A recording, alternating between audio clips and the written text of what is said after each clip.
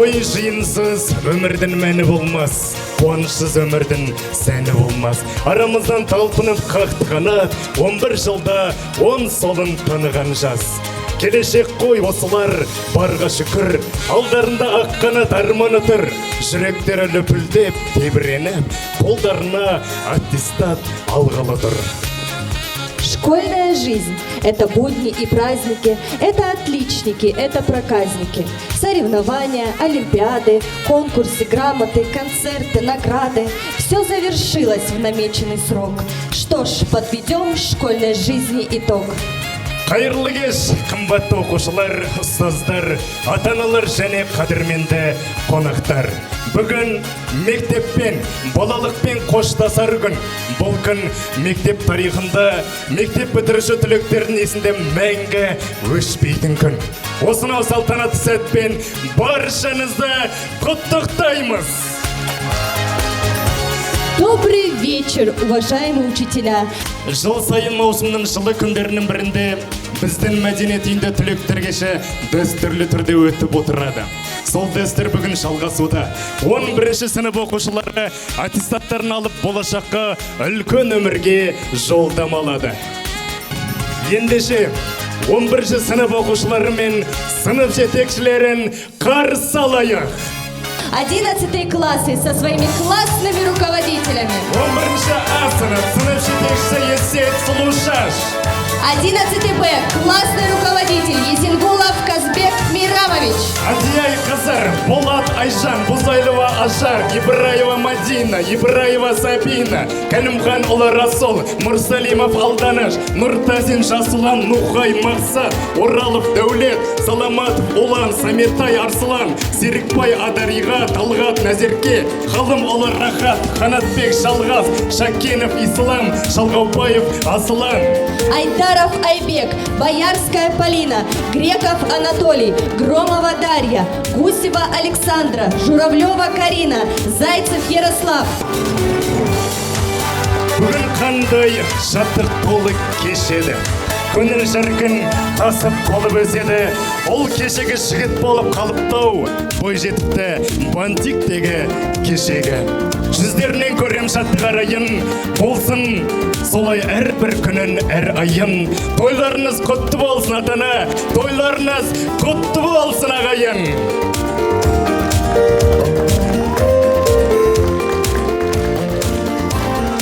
Қазақстан Республикасының мемлекеттік туына теңел.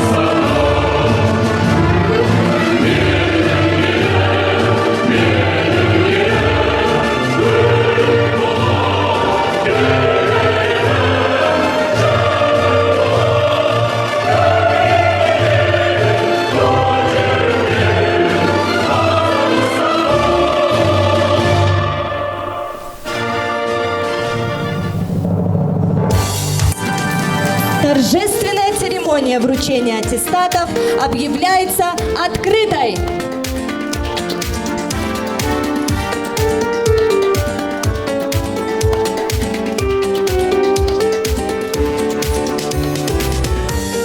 Жыл оқып, білімін жүзді нұрлыны, аттестат алғалы тұрсын осыны ордады. Аттестат деген азаматтық куәсі, аттестат деген өмірге берген жолдамы. Дегеле көптен күткен қуанышты кезең, 11 жылға төккен терінің жемісі, 11 жыл бойы алған білімінің белгісі. Сегодня наши выпускники отправляются во взрослую жизнь, оставляя позади прекрасные годы учебы. Кажется, еще совсем недавно они были робкими первоклашками, и вот пролетело 11 лет. И они уже на пороге самого важного этапа в своей жизни – получения аттестата о среднем общем образовании. Много недель вы с волнением ходили, уроки упорно до ночи зубрили, но все позади, все экзамены сдали, сразу взрослее, серьезнее стали. И вот заслужили одну из наград – сегодня вам здесь получать аттестат. Жалпы орта білім туралы аттестаттарды табыстау үшін сахнаға мектеп директоры Эльшина Айгүл Қосаевнаны және директордың оқу ісі жөніндегі орынбасарлары Салтаншаров Динашты, Шлыкова Александра Николаевнаны шақырамыз.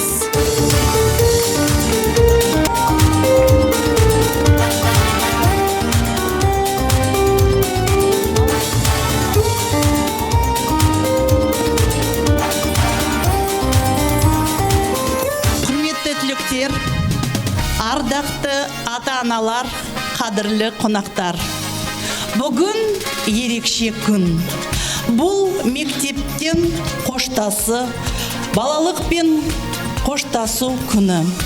Сіздер үлкен өмірге қадам басқалы тұрсыздар. Осы күнге дейін жолдарыңыз оңай болған жоқ. Әрбір сәттің маңызы зор. Алғашқы жетістіктер, қателіктер, сабақтар мен үзілістер, достар мен ұстаздар. Мектеп ұжымы атынан сіздерді шын жүректен құттықтаймыз. Мектеп қабырғасында алған білім мен тәрбие алдағы өмір жолдарыңызға бақыт болсын. Армандарыңыз орындалып, алдағы белестерден сүрінбей өтулеріңізде тілектеспін. Ата-аналарға алғысым шексіз. Төзімділік, қолдау, сүйіспеншілік үшін. Ұстаздарға да мың алғыс. Бала жүрегіне жол тауып, білім нәріне сепкендер үшін. Өмір жолында сенімді болыңдар, үлкен табыстар, жарқын болашақ тілеймін. Ақ жол сендерге, құрметті біздің тілектері.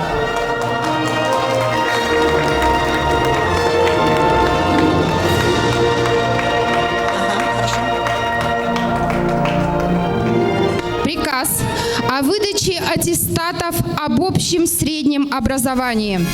На основании протокола Педагогического совета номер 10 от 17 июня 2025 года приказываю вручить аттестаты с отличием об общем среднем образовании следующим учащимся.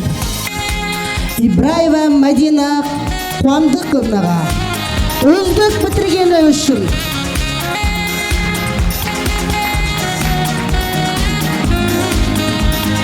ағылшын тілі пәнінен үздік оққаны үшін марапатталады. Орыс тілі және әдебиет пәнінен үздік оққаны үшін марапатталады. Облыстық және аудандық жарыстарда жоғарғы спорттық нәтиже көрсеткені үшін Мадина марапатталады.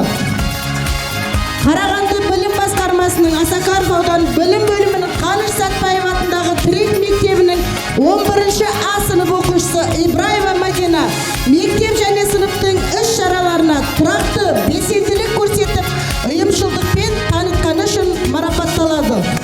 Ибраева Сабина Қуандықовна үздік бітіргені үшін марапатталады.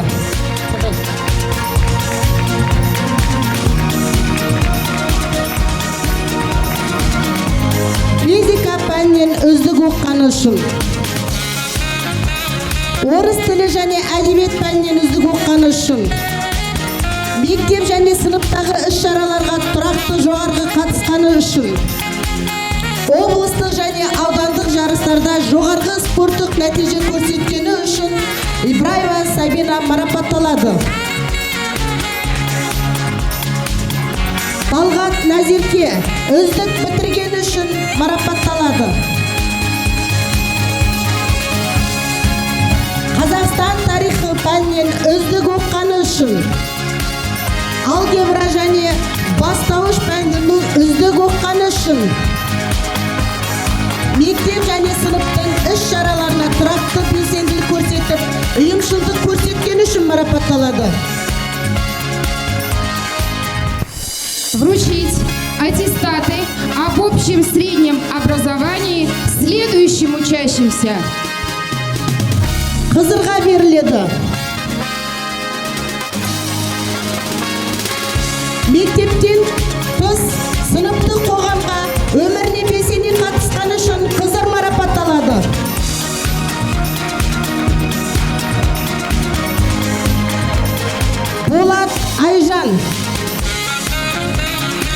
Болат Айжан қазақ тілі және әдебиет пәндерін үздік оққаны үшін, Қазақстан тарихы пәнінен үздік оққаны үшін, мектептен тыс сыныптық қоғамдық өміріне белсене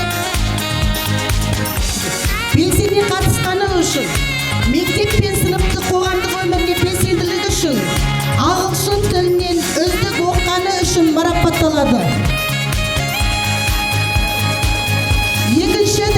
Үшінші дәрежелі республикалық Шерхан Мұртаза оқуларының зау тұлға номинациясы бойынша шығармашылық таланты мен ақылын көрсеткені үшін Болат Айжан үшінші дәрежелі дипломмен марапатталады. Сертификат республикалық Шерхан Мұртаза оқулары ғылым шығармашылық байқауына қатысқаны үшін марапатталады. Жалпы білім беру ұйымдарының 8-11 сынып оқушылары арасында республикалық Ильяс Жансүгіров оқуларының облыстық кезеңіне қатысқаны үшін сертификат. Жалпы білім беру ұйымдарының 7-11 сынып оқушылары арасында республикалық Мұқағали Мақатаев оқуларының облыстық кезеңінде 3-ші орынға иеленген Болат Айжан марапатталады.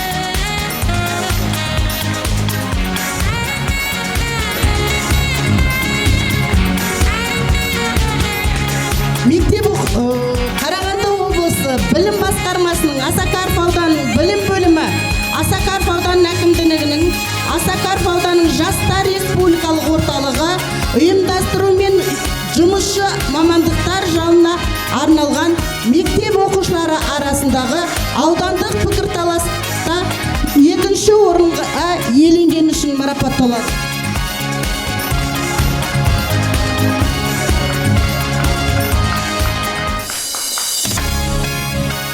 Бұзайылова Ажар Нұртаевнаға Қазақстан тарихы пәнінен үздік оққаны үшін, мектептен тыс сыныптық қоғамдық өміріне белсене қатысқаны үшін марапатталады.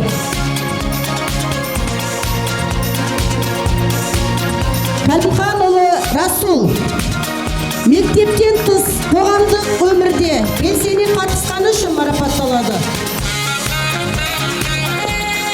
Мұрсалимов Алданыш Тілекұлы мектептен тыс сыныптың қоғамдық өміріне белсене қатысқаны үшін марапатталады.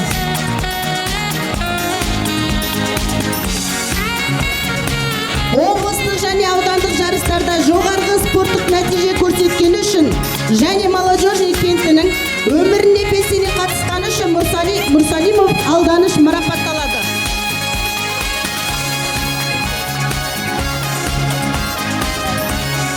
Нұртазин Жаслан Жанатовичке ағылшын тілін үздік оққаны үшін марапатталады. Мектеп пен сыныптық қоғамдық өміріне белсене қатысқаны үшін марапатталады.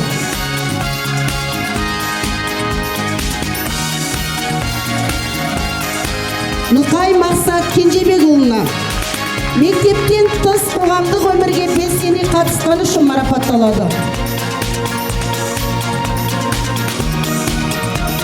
Облыстық және аудандық жарыстарда жоғарғы спорттық нәтиже көрсеткені ерлігі үшін Нықай Мақсат марапатталады.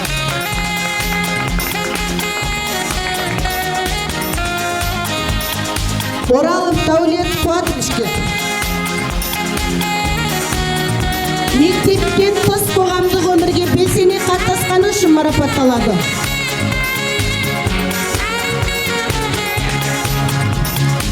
Саламатов Улан Абзарович.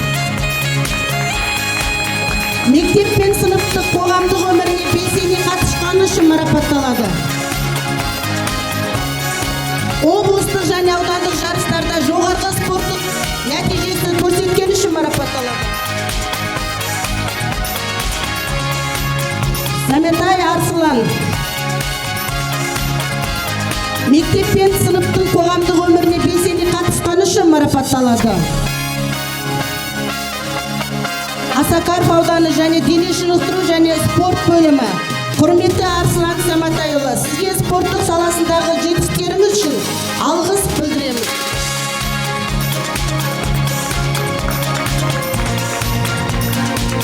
Серікбай Адариға. Мектеп пен сыныптың қоғамдық өміріне белсене қатысқаны үшін марапатталады.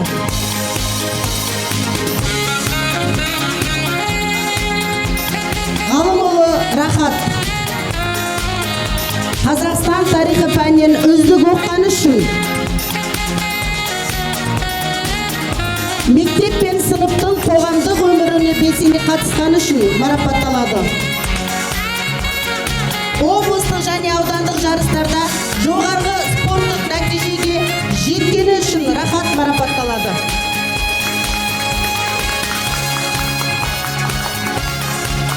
Қанатбек Жалғас. Қанатбек Жалғас қазақ тілі және әдебиеттік пәндерінен үздік оққаны үшін мектеп пен сыныптың қоғамдық өміріне белсене қатысқаны үшін марапатталады.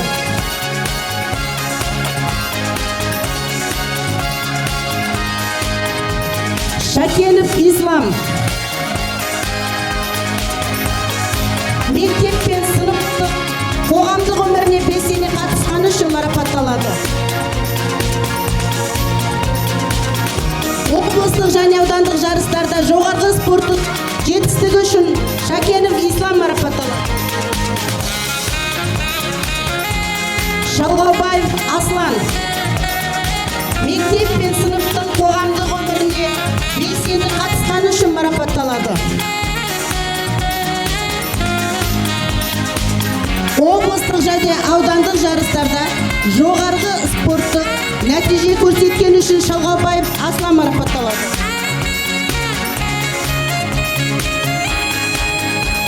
Айдарову Айбеку Кадиржановичу. Айбек награждается грамотой за активное участие. Алғыс хат. Құрметті Мәдет Талғат Батай Кенжетай. Сіздердің балаларыңыздың мектеп қабырғасында үздік оқып, түрлі білім беру саласындағы жоғарғы жетістіктерге жетуіне қосқан үлесіңіз бен қолдауыңыз үшін шынайы алғысымызды білдіреміз. Мәдет Талғат Батай Кенжетай алғыс хатпен марапатталады. Келіңіздер.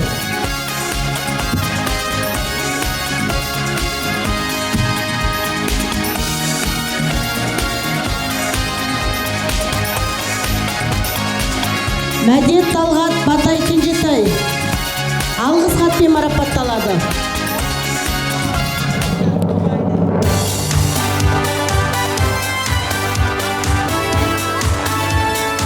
Құрметті Ибраев Қуандық Жетпесович, Ибраева Торғын Байғазиқовна, сіздерді де осындай марапатпен алғыс айтамыз.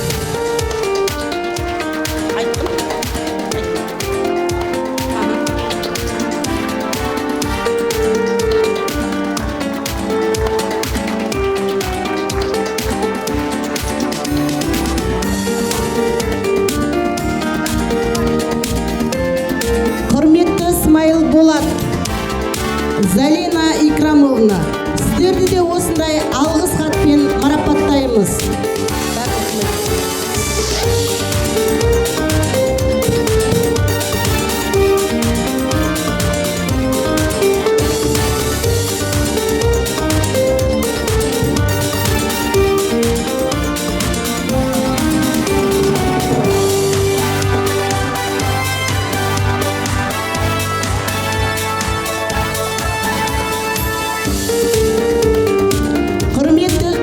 Куатович, Мурсалимова Айгерім Мирамовна, мектеп әкімшілігі мен педагогикалық ұжым сізді мектеп өміріне белсене атсалысып, бірлескен нәтижелі жұмыстарыңыз үшін шын жүрекпен алғыс білдіреді.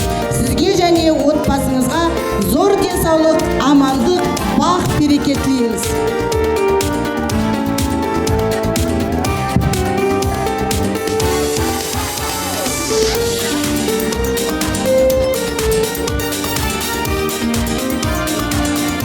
Құрметті Кайырова Риза Олжабаевна, мектеп әкімшілігі мен педагогикалық ұжымы сіздің мектеп өміріне белсене атсалысып, бірлескен нәтижелі жұмыстарыңыз үшін шын жүрекпен алғыс білдіреді. Бәрекелді, қанеке, қошемет соғайық, құрметті қонақтар. Бәрекелді, түлектерімізді аттестат алуларымен шын жүректен құттықтаймыз. Алдына келіп, ұстазым, тұңғыш қалам ұстаздым, күлімдеген көзінен мейіріммен сезінген. Сипадым ба басымнан, әліппен осымдың, бақытымның осынан басталғанын түсіндім. Келесі сөз кезегі, бастауышта білім берген ұстаздары Искақова Раушангүл Советовнаға, Салтаншаров Тинашқа беріледі.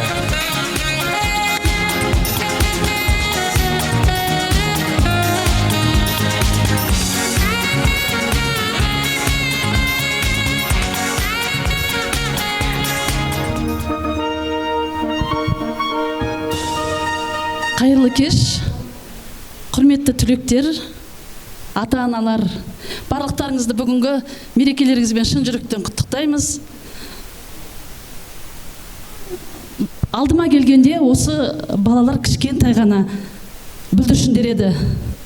Мұқағали Мақатаев атамыздың тілімен айтқанда тарыдай болып келіп еді. Бүгін міне алдымыздан таудай болып үлкен өмірге жол бастап барады. Балаларға тілерім тек сәттілік. Өмір деген бұралаңы көп, үлкен жолға түсіп бара жатыр. Сол жолда тек алдардан сәттілік кездесін. Қалаған оқуларына түсіп, жақсы маман иесі болып, қай мектептен бітірді? Молодежныйдың Қаныш Сәтпаев атындағы мектептен келді деген жақсы атты шығаратын сондай үлгілі оқушыларымыз болыңдар. Құрметті ата-аналар, еңбектеріңіздің тек жемісін көріңіздер.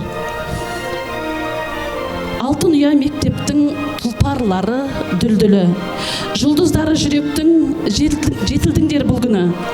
Бірің хакім, ал бірің болыңыздар ғұлама, мың дауыспен сайраған о өмірдің бұлбұлы. Ата дәстүр бойынша сатпайды ұлан сүйегін, күй төгесің шынақтан, жақсы болсын тиегің. Құтты болсын тойларың, шәкірттерім көгершін, барлығыңды кеудеме басып қысып сүйемін. Сендерсіңдер тірліктің желкілдеген құрағы, ұстаздарың арманнан өздеріңе ұлады. Тойға ұласын тойларың, ту қадаңдар биікке, жақсы туған жігітке жат жұрт келіп тұрады. Оралыңдар 30-дың ортасына толғанда, шүкіршілік етеміз, жетсеңдер шың арманға. Ел жұртың бар тілектес, жығылма өмір егесте, ал соңдарың айналсын қара құрым орманға. Кеше ғана мектеп табалдырған аттаған сияқты едік, бүгін міне 11 жылдың қалай зулап өткенін байқамайда қалдық. Сәтті сапар болсын. Қуаныштымын.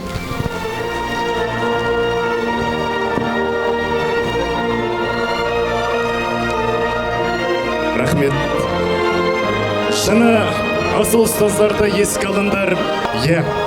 Сендер әрқашан еске алып жүретін жаңа асыл ұстаздардың да бүгінгі кеште өздерімен қоштаспақ. Ұстаздарының шәкірттеріне деген ыстық лебізін, ақыл кеңесін қабыл алайық. Құттықтау сөз 11-ші сынып жетекшілері Есенғұлов Қазбек Мейрамовичке және Есет Сұлушашқа Жаныспаева Қымбат Өмертаевнаға беріледі.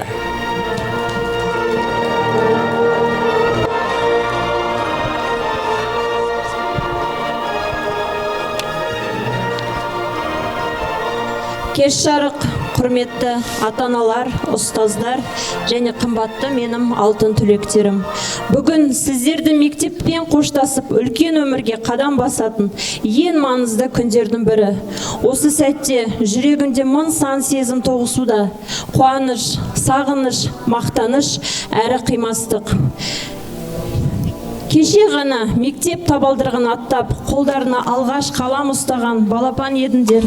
Ал бүгінде ойларында өсіп, нағыз өмірге дайын, қанаттары қатайған жас қыранға айналдыңдар. Уақыт қалай тез өтеді десеңші, сендердің әр қадамдарын, әр жетістіктерін мен үшін үлкен мақтаныш болды.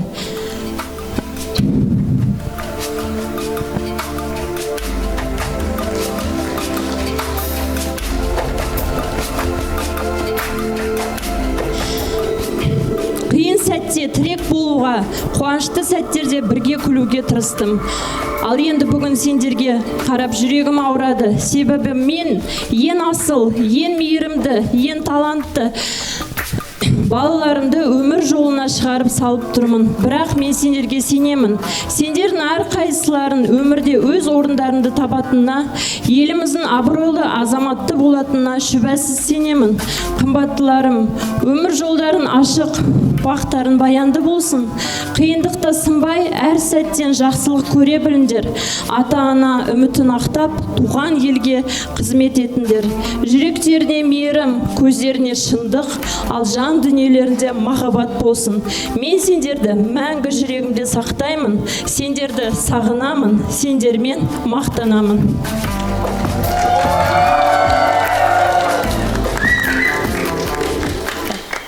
Армысыздар, құрметті ата-аналар, мектеп бітіруші түлектер. Сендерге бүгін ерекше күн. Мектеп қабырғасындағы соңғы күндерің. Сендер менің мақтанышымсыңдар. Әр қайсыларыңның бойындағы асыл қасиеттеріңді, білімге деген құштарлықтарыңды көріп, болашақта үміттеріңе сенемін. Сендерге тек қана жақсылық, жаңадағы білімді, еліміздің білімді, елеулі, мықты азаматшалы болуларыңа тілектеспін. Әр қашан сендерге ақ жолдарың ашық болсын. Мектеп сендердің тек қана, аналарың тек қана емес, екінші үйлерің. Ұстаз бұл сендерді әр қашан қолдап жүреді. Қай жерде жүрсеңдер де, қандай жетістіктер болсын, біз сендер үшін қуанамыз. Тек ақ жол, біз сендермен мақтанамыз.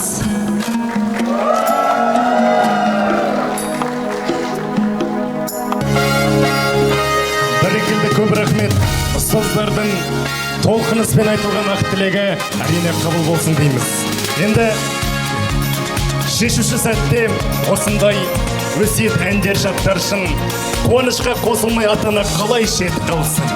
Көпшілік қауым сүйетін сөз алып сыйла ата-ана, жастарға айтып ниетін ұйытсын елді батаға. Мы приглашаем на сцену тех, кто не меньше наших выпускников волнуется и переживает. Тех, кто благодарен учителям так же, как и выпускники. Ваших любимых пап и мам, которые вместе с вами прошли этот долгий путь с 1 по 11 классы.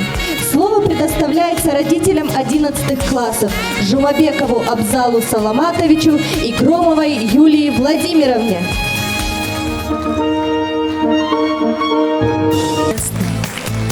И нам никогда не забыть. Ассаламу алейкум, жиналған қауым. Бүгін кеште міне жиналып, алғашқыда кішкентай балапан болып мектептің табалдырығын аттаған, қазір міне үлкен құстай болып ұшып бара жатсыңдар. Ал сендерге жас тілектер, сендерге тілейтін зор денсаулық, әрқашанда жолдарың ақ болсын. Мынау Қазақстанның үлкен бір биіктерінен көріне беріңдер. Алда қиыншылыққа берілмей, сүрінсеңдер де тұрып, әрі қарай басай беріңдер алға. Сіздер біздің Қазақстанның келешегісіңдер. Тек қана біз сендермен ғана қуана берейік.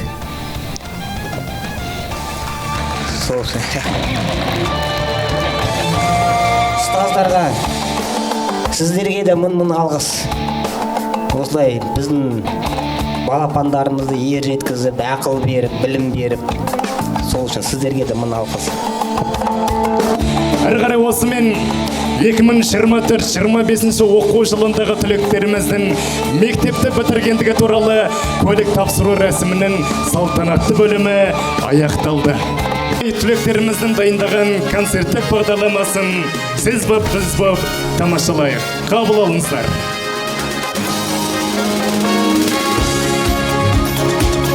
Уважаемые родители, можете поздравить своих выпускников.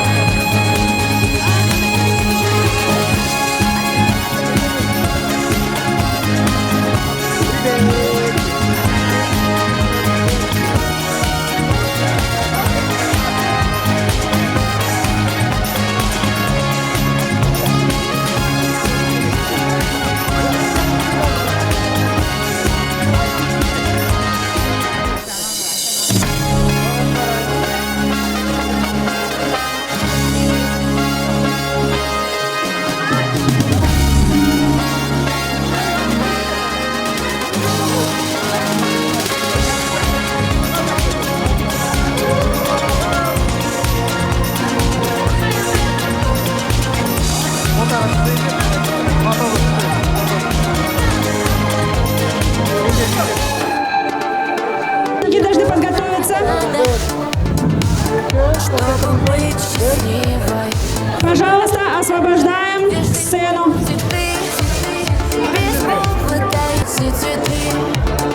Навсегда в сердце ты. Дарите женщинам цветы.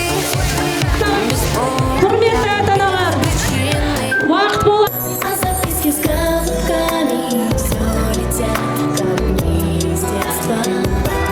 Беспокоит мою память. Ал құрметті қадірменді ата-аналар, әрі қарай концерттік бағдарламаны бастамаққа ниеттеміз.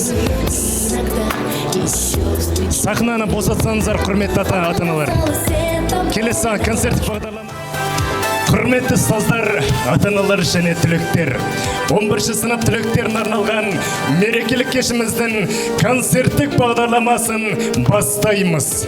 Кештің бұл бөлігінде сіздерді әсерлі әндер, әсем билер және шынайы сезімге толы қойылымдар күтеді. Уважаемые гости, сегодня для наших выпускников особенный вечер. Позади школьные будни, впереди целая жизнь. А прямо сейчас мы приглашаем вас насладиться творческой частью вечера с любовью, с благодарностью, с душой. Бүгін көптен күткен ең керемет мереке мектеп бітіру кеші. Вы долгие 11 лет мечтали об этом дне, и вот он настал. Білесің, Анастасия, менің ойымша бүгінгі күн менің күткенімнен де ерекше болайын деп тұр. Ну что ж, зал полон гостей. Мы готовы. Чего ждать? Так давайте же не будем ждать. Ендеше 11-ші А сыныбының орындауында Поппури қабыл алыңыздар.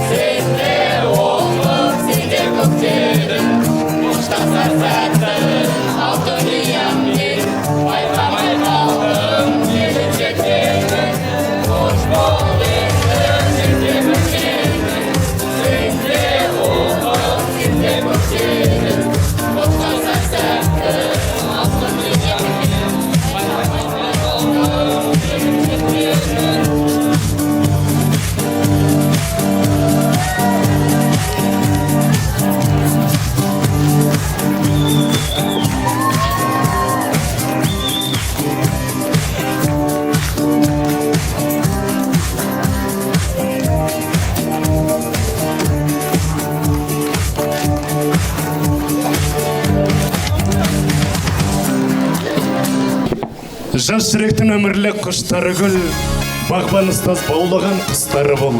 Қоштасып бүгінгі күн ұясынан, сол құстардың бір тобы ұшқалы тұр. Наступил момент прощания. Больше не ученики. В школе дружно до свидания скажут все выпускники. Мектеппен қоштасу, бұл қуанышпен қимастықтың тоғысқан сәті. Осы сәттегі сезімді, толқынысты, ішкі тебіреністі сөзбен жеткізу өте қиын. Последний звонок, последняя парта, последнее слово учителя. Все это навсегда останется в сердце. Встречайте 11 Б-класс с песней «Выпускник».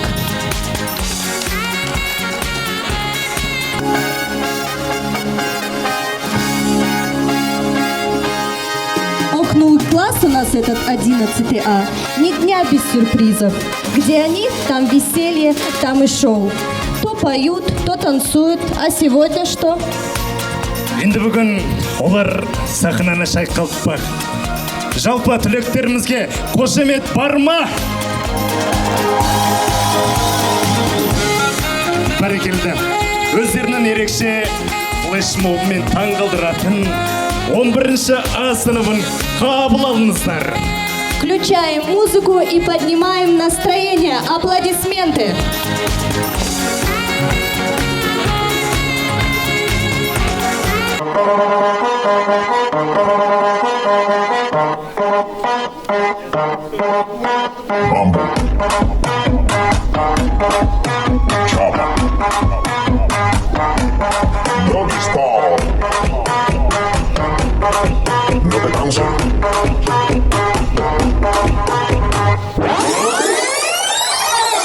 Открывай двери без ключа.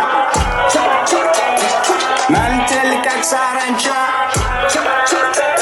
Стал богаче, даже богача. Раскидался как Джеки Чан.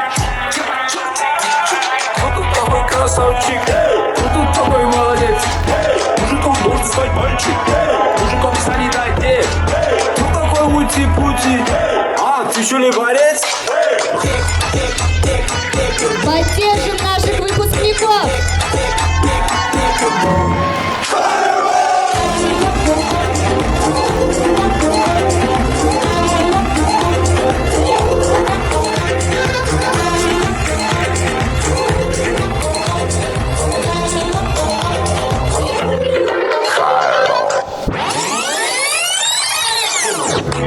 Ақ бозат менің тұлпарым, шалқыған көңіл сұңқарым, көкірек керіп шықтым мен ауаның жазғы жұпарын.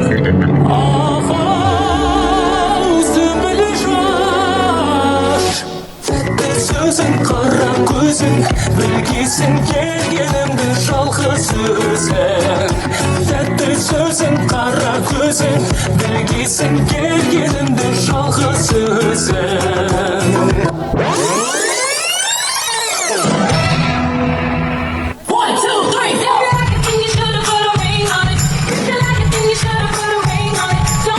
Активнее, активнее! Поддерживаем выпускников!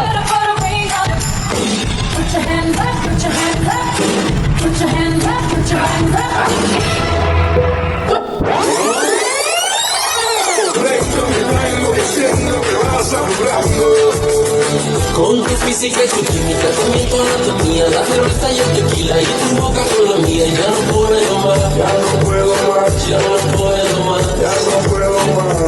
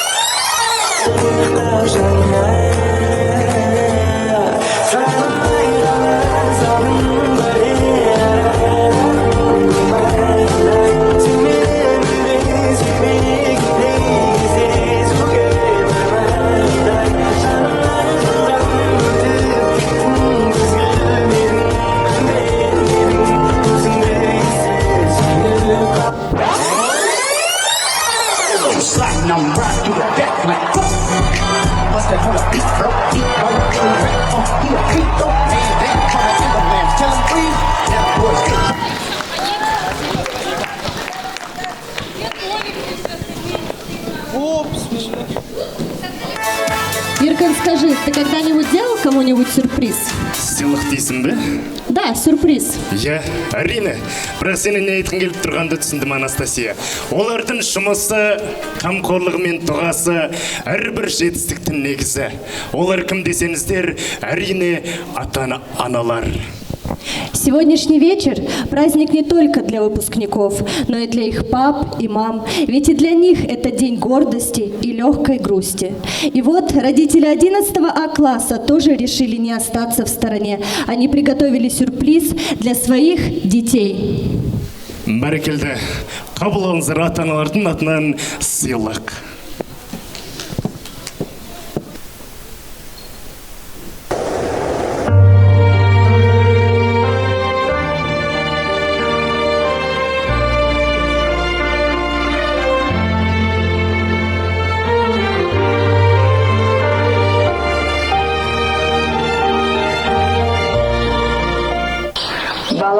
рахатым.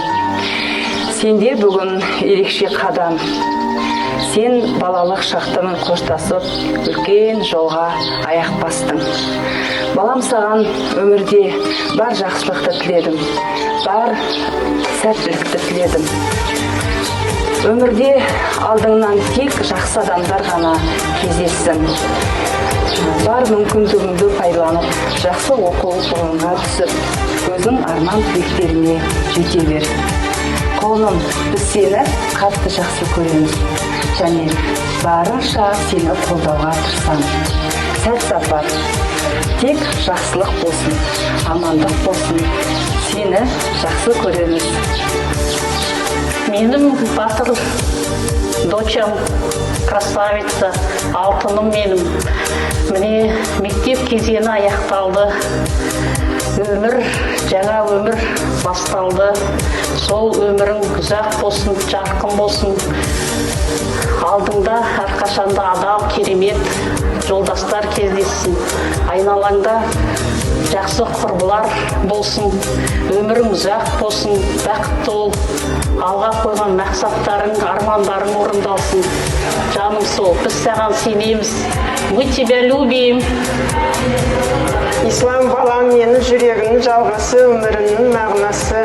Алладан тілерім жолын ашық болсын. Бай қуатты бол, жұмысын жемісін көр. Алдына қойған мақсатына сүрінбей жет. Өмірме келгеніне көп рахмет саған. Мен сені жақсы көрем. Жасуан, мектеп бітіру мерекесімен шын жүректен құттықтаймын. Бүгін балалық шақпен қоштасып, үлкен өмірге қадам басып жатырсың. Әрқашан өмір жолың ашық болсын, зор денсаулық, қажымас қайрат, жарқын болашақ, ашық аспан тілеймін. Қойған арманың орындалсын, ақ жол болсын. Жасуан, жаным, қуыным менім. Мен сені жақсы көрем. Әрқашанда мен саған қамқоршы болам, сенімді саған. Қайда бір жүрсен аман бол. Мақсат балам, біз сенің әр жетістігіңе мақтанып, қызығыңа қуанамыз. Саған алдағы өмір жолыңа тек қана сәттілік, арман. Бүгін мінекей 11-ші сыныптағы күніңнен шын жүректен құттықтаймын. Алға қойған арман мақсаттарыңа жетіп, мықты азамат болып өсуіңе тілектеспін. Айналайын балам, тілейтін саған денсаулық, бақыт. Біз сені жақсы көреміз. Армандарың жете бер, өзің мақсатына жете бер. Біз сені қолдаймыз. Қай жерде болсаң да аман бол. Біз сені өте жақсы көреміз. Қызым Адариға мектеп бітіруің құтты болсын. Әрқашан биіктерден көріну, әрқашанда мықты бол. Әкең екеуміз сені өте жақсы көреміз. Әрқашанда биіктерден көріне бер, жолың ашық болсын, әрқашан. Әрқашанда жолың ашық болсын. Бірінші Алла, екінші біз қолдап қоршап жүреміз. Сені қатты жақсы көреміз. Ал ұлым, алдында талай асулар бар, белестер бар. Сол жолында батылдықпен, табандылықпен, адалдықпен жүре біл. Қандай жағдай болмасын, өзіне сен және мақсатына берік бол. Назирке қызым, алғашқы қадамың құтты болсын өмір жолында. Тек жақсылықтар, әрбір аттаған қадамың сәттілікке толы болсын. Арман мақсаттарың биік болсын, денің сау болсын. Әрбір басқан қадамыңа біз сені қуанышпен қабылдаймыз. Сені жақсы көреміз. Мадина, Сабина, құлындарым менің, балапандарым, жүректерім. Сендерге біріншіден тілейтін денсаулық тілеймін. Алдарында жарық болашақ күтіп тұр. Алдарына қойған мақсаттарына жетіңдер. Ақ жол тілеймін, тек қана ақ жол. Сендерге сенемін, өте қатты жақсы көремін. Аслан балам, саған осы оқуыңа түсуге тілектеспін, ақ жол тілеймін. Тек биіктерден көріне бер. Біз сені әрдайым қолдап, біз сені барлығымыз жақсы көреміз. Жалғыз, деніңе саулық берсін, басыңа бақыт берсін, әрқашан жүзіңнен күлкі кетпесін. Мен сені жақсы көрем, балам, аман жүр. Жұмбақтың кілті сенің табаныңның астында, бөлек байлығымсың расында. Анажан, анажан, ешқашан қатарымнан кем қылмадың. Жаныма жігер беріп нұры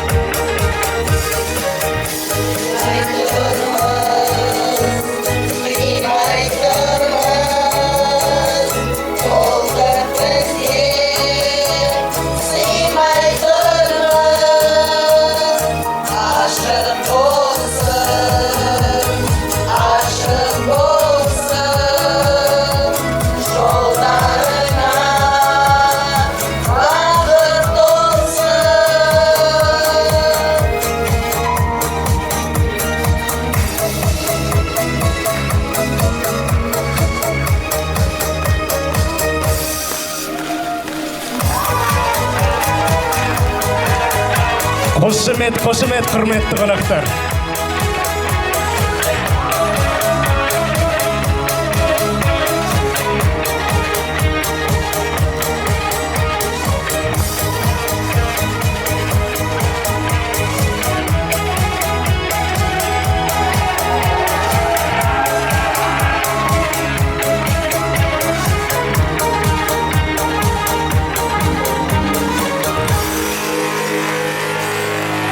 бәрекелді ду қол шапалақ соғайық қане қонақтар.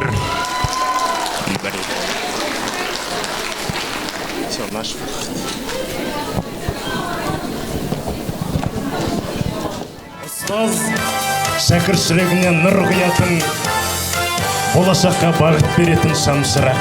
Сіздің әрбір сөзіңіз өмірлік сабақ, әрбір кеңесіңіз жол көрсеткіш. Бүгін түлектеріміздің жүрек түбінен жаққан алғыстарын ұстаздарына білдірмекші. Уважаемые педагоги, вы одни из главных героев этого вечера. Именно поэтому выпускники хотят выразить вам свою благодарность и сказать самые теплые слова от всего сердца. Ендеше 11-ші А сыныбы қабыл алыңыздар.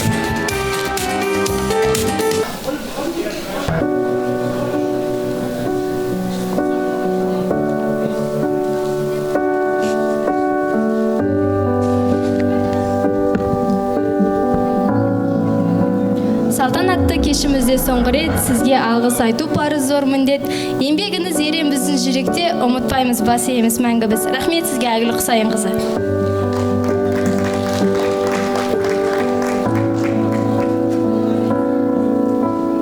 Мектептің тірегі, істің басшысы, зауыштар білімнің шамшырағы, оқушыға үлгі, ұстазға демеу, жетелеп жүрер біздің бағымыз. Рахмет сіздерге, меңгерушілер.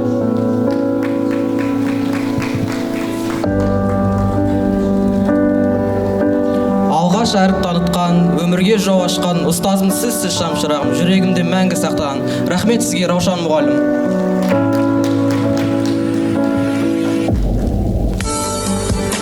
Әр сабаң ғибрат мәнге толы, болашақ жолымыз сіз салған соңы. Динаш мұғалім, алғысымыз шексіз, сіз бізге ең алғаш аштыңыз жолды. Рахмет сізге, Динаш мұғалім. Асқар тұлға апайым, аянбаған біздер үшін бар жанын. Бастауыштан келген кезде бала болып, өрнетін фундаментін қалаттың. Рахмет сізге, Айсұлу мұғалім!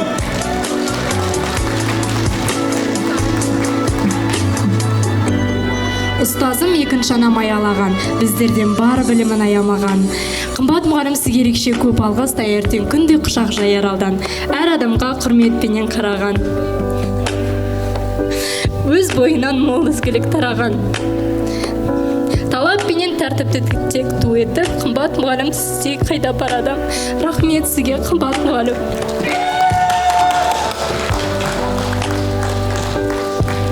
Ағылшынды үйрету істерінен сөйледік енді еркін шетілінен. Сушаш мұғалім, алғысымыз шексіз, жарқын болсын әр кешігіміз. Рахмет сізге, Сушаш мұғалім.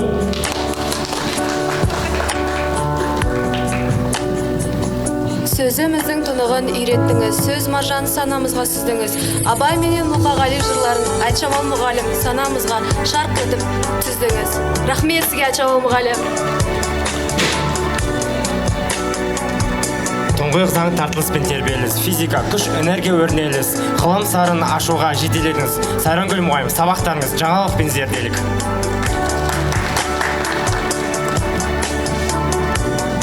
Орыс тілін үйреттіңіз ынтамен, сөйлем құрдық әдебиет пен сырменен.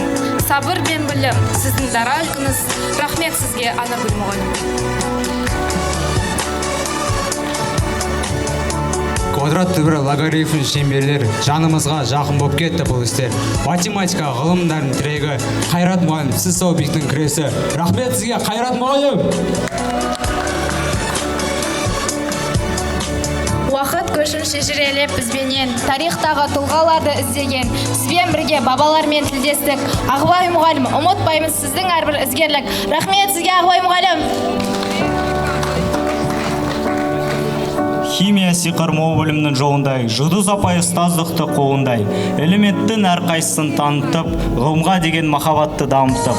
Үлкен рахмет сізге, Жұлдыз апай.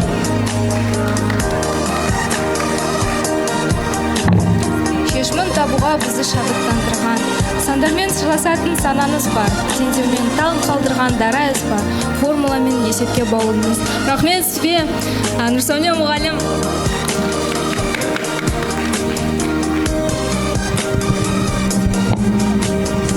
Компьютермен достастырдым біздерді, бағдарлама болашағын іздердің. Бекежан аға рахмет, шын жүректен, сандық әлем сіздің берген ізгілігін. Рахмет сізге, Бекежан мұғалім.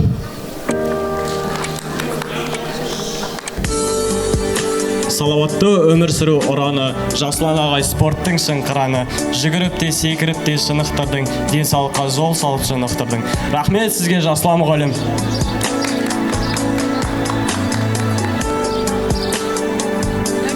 Тәртіппен ерліксін сабағымыз Жәнібек ағай, батыр атыңыз отанға дейін құрмет оғындыр нер қауатты. Рахмет сізге Жәнібек ағай.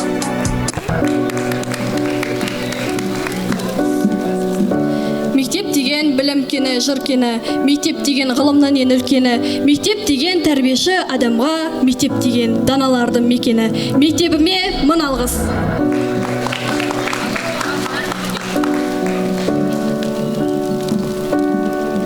Ұстаздарға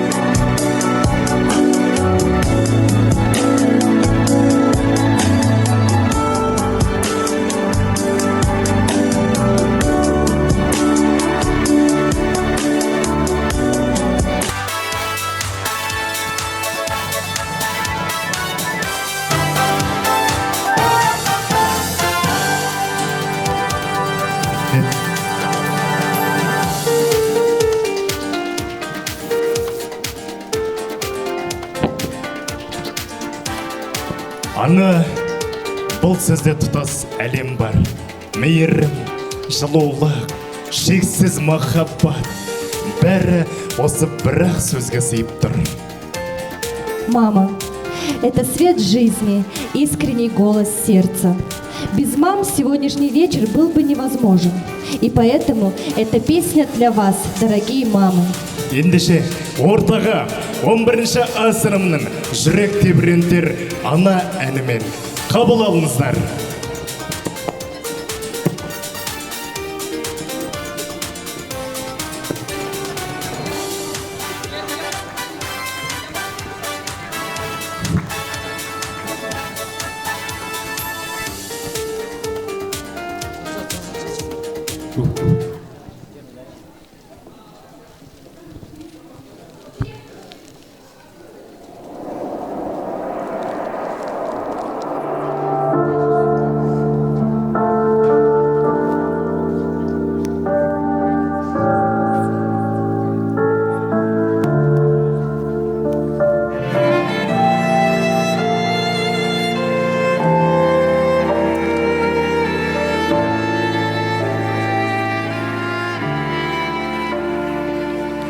Батаңды қабыл алып сашынаға шықтым ана, сапарда жүрген кезде мен алаңдап күттің ана, әрдайым уақыт бөліп шабыт беріп көңіліме қарады. Я мама, әр сөзін алтынын бағалы бар мәні, біз үшін жанында арнадым бәрі де, сенің арқан ана жаным, ана жаным.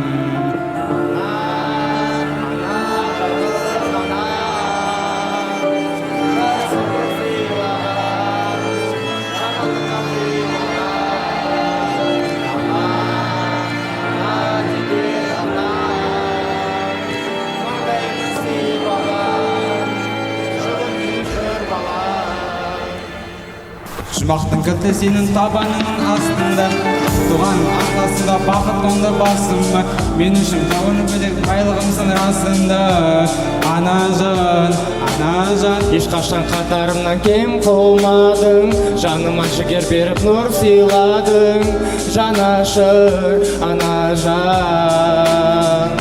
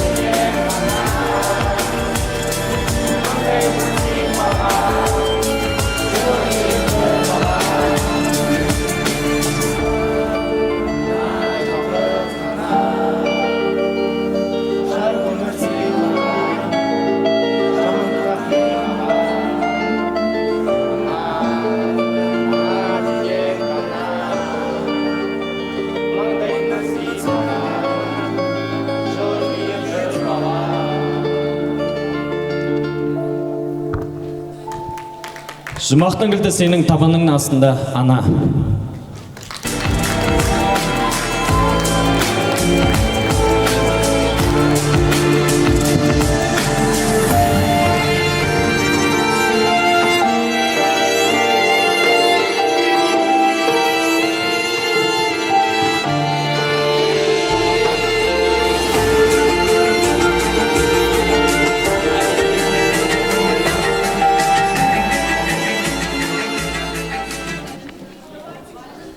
Ендеше ортаға 11-ші А сыныбының орындауында вальс қарсы алыңыздар.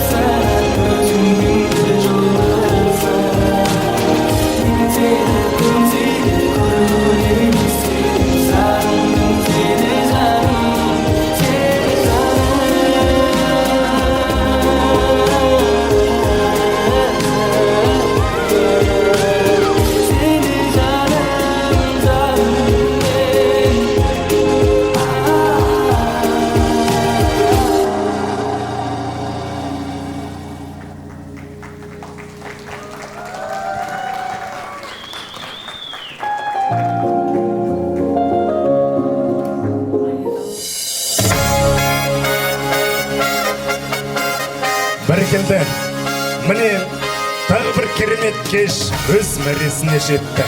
Құрметті түлектер, бүгін сіздер мектеппен қоштасып, үлкен өмірге қадам бастыңыздар. Бұл кеш тек қоштасып емес, жаңа бастаманың нышаны. Алда сансыз мүмкіндіктер, биік армандар және жарқын болашақ күтіп тұр. Сіздерге тілерім, жолдарыңыз ашық болсын.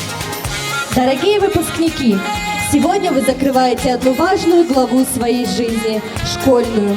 Впереди новые дороги, мечты, открытия, а позади 11 лет, наполненных уроками, дружбой, радостью и первыми шагами к взрослой жизни. Пусть в вашем сердце всегда звучит школьный звонок, как напоминание о добром старте.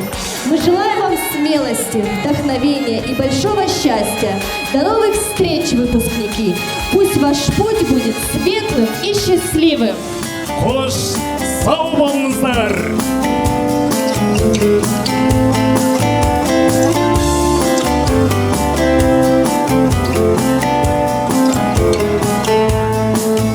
Экзамены кончатся скоро, последний звонок прозвенит. Простимся со школой, жизнью веселой, прощайте школьные дни. Что ждет впереди, неизвестно, и нам никогда не забыть те добрые песни, что пели мы вместе, их будем беречь и любить. Те добрые песни, что пели мы вместе, их будем беречь и любить. Сложные задания, первые признания, озорной и очень дружный класс. Длинные уроки и учитель строгий, не забудем никогда мы вас.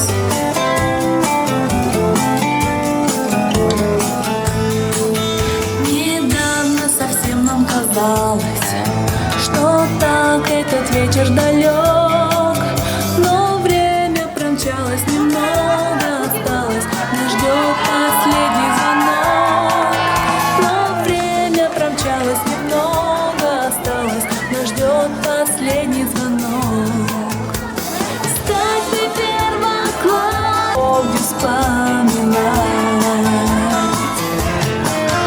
Экзамены кончатся скоро. Құрметті түлектер, бір фото директормен. Фото с директором. Құрметті түлектер, фото с директором.